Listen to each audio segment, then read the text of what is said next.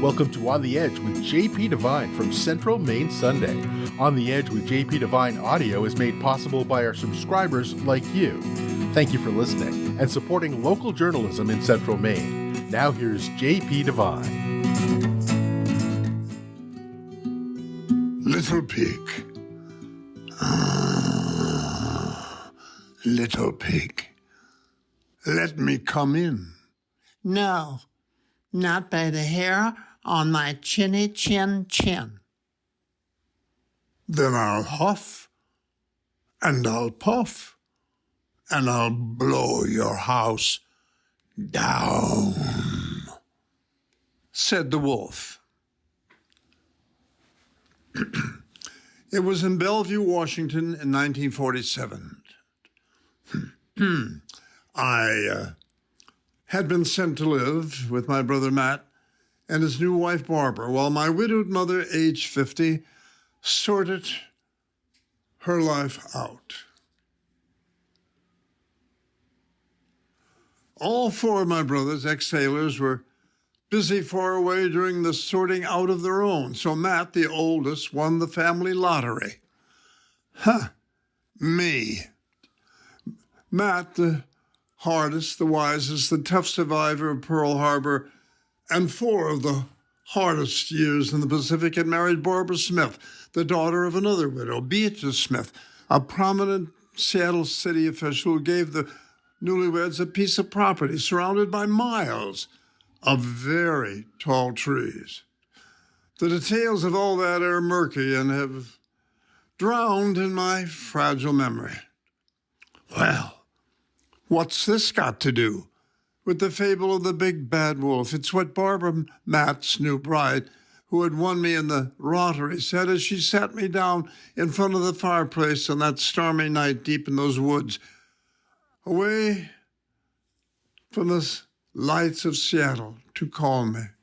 That night a big bad wolf blew out of Lake Washington, darkened the entire city of Seattle, and came for the 3 pigs in an old house at the foot of a hill, a corral with 2 frightened horses, and the new, fragile, growing structure of Matt's new home. By 7 o'clock that evening, the wolf shook every giant tree for miles around us. Imagine how the heart and soul of a city boy on the banks of the Mississippi felt. Barbara sensed my fear, held me in front of the fire, and recited the ancient fable. Well, when one of the giant trees came down, taking his small boat to the bottom, Matt piled us into his car and drove us into town to sit in a movie theater with a few other nervous townsfolk. I chewed popcorn while Matt chewed his nails, and Barbara prayed. December 2023. Oh, the first night of the 75 miles per hour wind howled about us, tossing and surrounding us with our neighbor's forest of 15 or more snapping giant trees.